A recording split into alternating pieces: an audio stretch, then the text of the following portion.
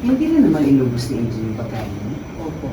Parang napapadala sa lalo natitira ang pagkain niya, no? Opo. At hindi po nagagaling yung pagkain niya. Pag ganun lang gawin natin. Sa susunod, tanungin niyo siya kung baka may gusto pa siyang ibang pagkain na para at least kumain siya ng maayos. Ganun na nga po yung ginagawa namin. Pero, ang lungkot-lungkot po niya. Kaya siguro wala siyang kaya kumain. Ano siya? Opo, hindi ma. Bakit kaya, no?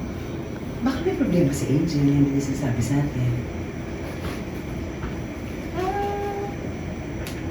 Ipon. Asa na? Ay, si Mama Bebe tumatawag. O, sige na. Andali mo na yung sa kusina. Saka na po.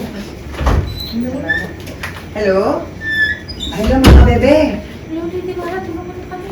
Hello, Mama Bebe. Ah, napatawag ka. Kamusta ang bakasyon niyo dyan? Kamusta kayo? Wala nang oras. Wala ibang makontak, Lady Mara. Ano? Mama Bebe, choppy ka. Choppy yung line mo. Bawa ka tulong. Katulong? Ano?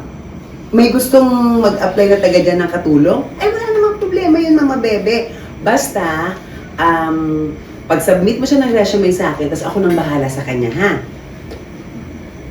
Saan mo yung boses mo? Hello? Mama Bebe?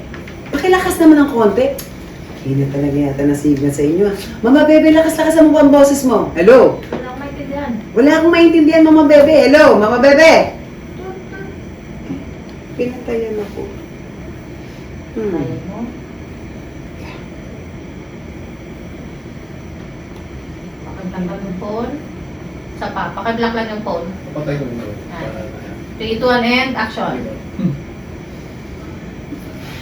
Oh, tinan mo. Ngayon naman ayaw kong sagutin.